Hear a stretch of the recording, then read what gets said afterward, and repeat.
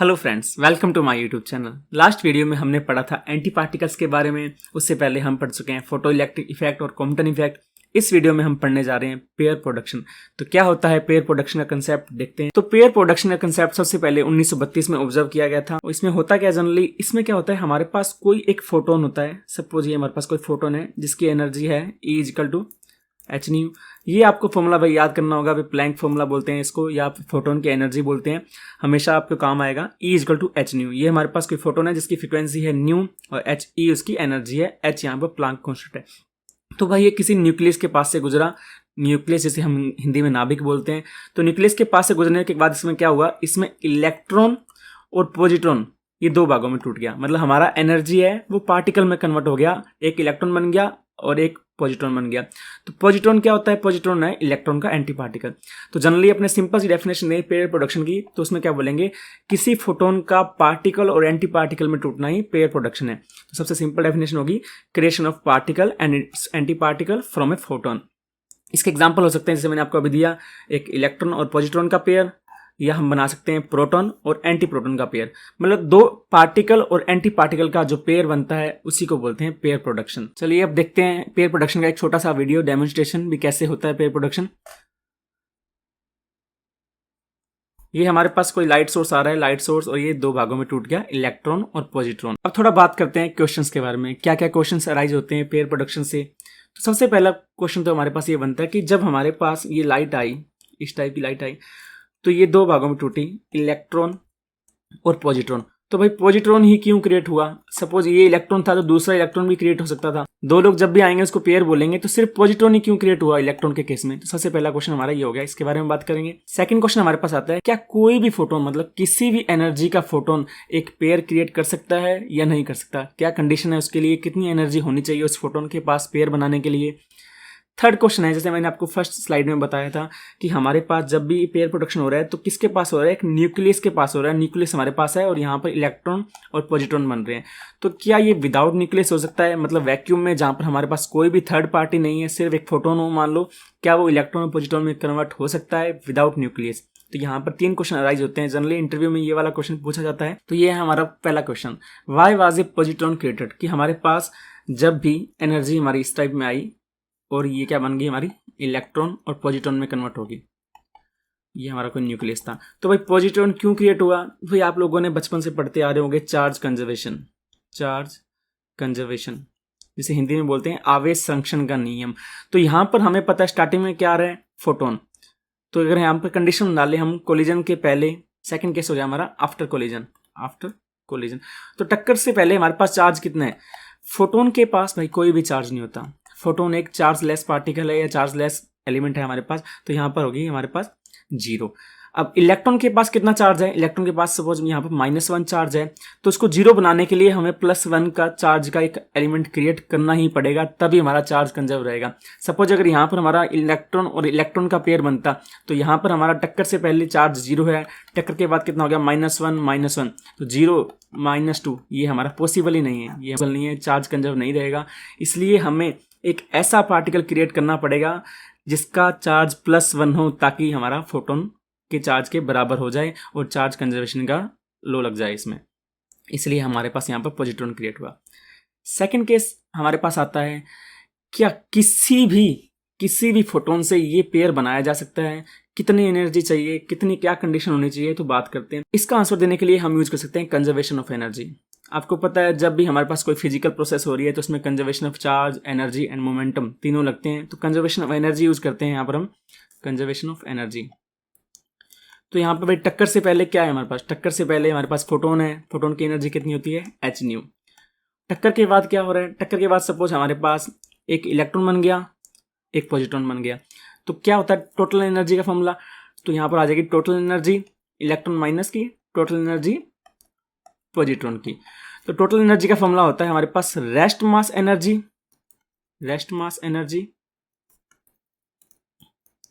Plus kinetic energy. ये हमारा total energy का फॉर्मूला होता है, rest mass energy plus kinetic energy. ये किसके लिए हो जाएगी, इलेक्ट्रॉन नेगेटिव के लिए।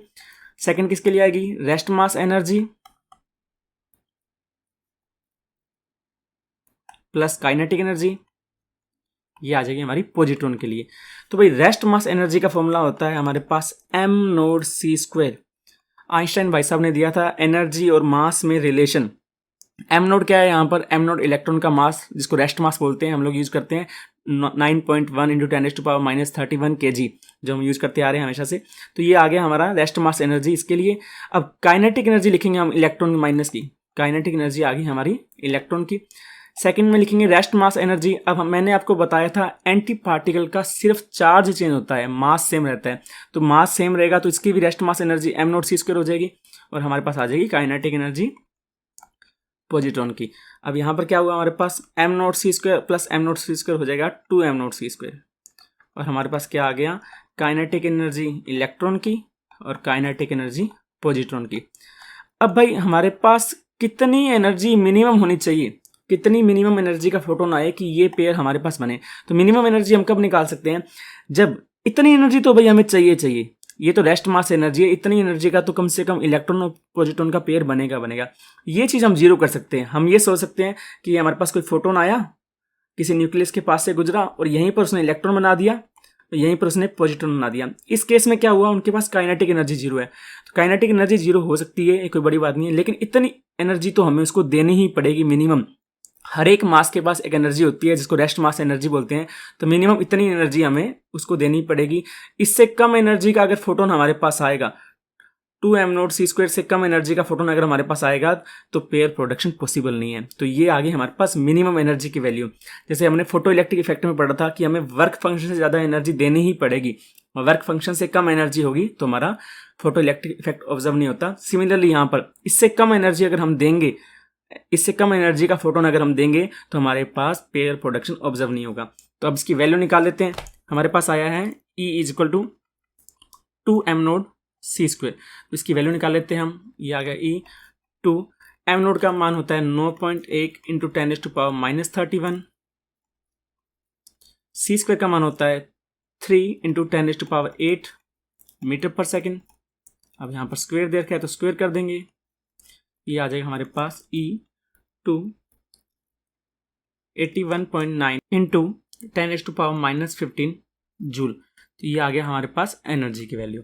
अब हमें पता है ये वैल्यू, अगर हम इसको इलेक्ट्रॉन वोल्ट में लिखना चाहें तो हम 1 इलेक्ट्रॉन वोल्ट का गुणा कर देते हैं और 1 इलेक्ट्रॉन वोल्ट का डिवाइड कर देते हैं। तो ये आ जाएगा हमारे पास 2 इंटू 81.9 10⁻⁻15 और इलेक्ट्रॉन वोल्ट का फॉर्मूला होता है 1.6 इंटू 10⁻⁻19 जूल। ये इलेक्ट्रॉन वोल्ट और जूल में रिलेशन है, हम काफ़ी बार यूज कर चुके हैं। तो ये हमारा जूल और ये हमारा 1 eV। तो जूल से जूल कैंसिल आउट हो जाएगा तो हमारे पास वैल्यू आ जाएगी 1.02 मेगा इलेक्ट्रॉन वोल्ट। तो भाई यहाँ से आप देख सकते हैं कि ये हमारा फोटोन था। सपोज इस टाइप में फोटोन आया, न्यूक्लियस के पास से गुजरा और इलेक्ट्रॉन और पॉजिट्रॉन का केस बन गया। तो मिनिमम इतनी एनर्जी तो उसके पास होनी चाहिए पेयर प्रोडक्शन करने के लिए। इस केस में क्या होगा, हमारे पास काइनेटिक एनर्जी नहीं आएगी, काइनेटिक एनर्जी का मान जीरो होगा क्योंकि ये मिनिमम एनर्जी है। सिर्फ बिल्कुल पास में ही, वहीं पर उसी जगह बन जाएंगे जहां पर फोटोन न्यूक्लियस के पास से गुजरा, वहीं पर हमारे पास इलेक्ट्रॉन और पॉजिट्रॉन क्रिएट हो जाएंगे, लेकिन काइनेटिक एनर्जी नहीं आएगी। अब अगर हम वैल्यू 1.02 मेगा इलेक्ट्रॉन वोल्ट से ज़्यादा प्रोवाइड करें तो क्या हो जाएगा, इसमें काइनेटिक एनर्जी आ जाएगी हमारे इलेक्ट्रॉन और पॉजिट्रॉन के पास। अगर हम इससे कम वैल्यू प्रोवाइड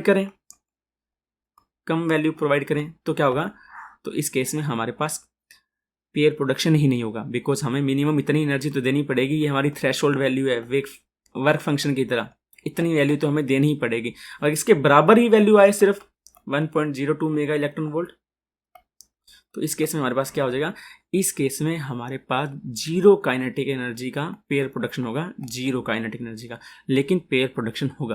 तो ये छोटा सा कंसेप्ट था कि इतनी मिनिमम एनर्जी होनी चाहिए। इंटरव्यू में भी ये क्वेश्चन पूछा जाता है कि मिनिमम कितनी एनर्जी चाहिए पेयर प्रोडक्शन के लिए, तो हमें आंसर है हमारे पास 1.02 मेगा इलेक्ट्रॉन वोल्ट। अब इसमें छोटा सा क्वेश्चन अराइज होता है, photo electric effect, Compton effect और ये हमारा पेयर प्रोडक्शन, तीनों में डिफरेंस क्या है।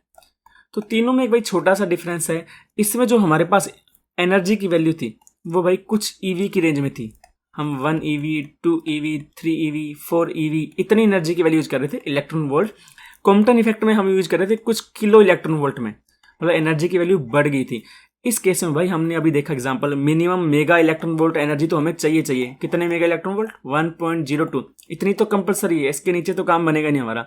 तो भाई मेगा इलेक्ट्रॉन वोल्ट, केवल इलेक्ट्रॉन वोल्ट और इलेक्ट्रॉन वोल्ट एनर्जी हमेशा बढ़ती जा रही है।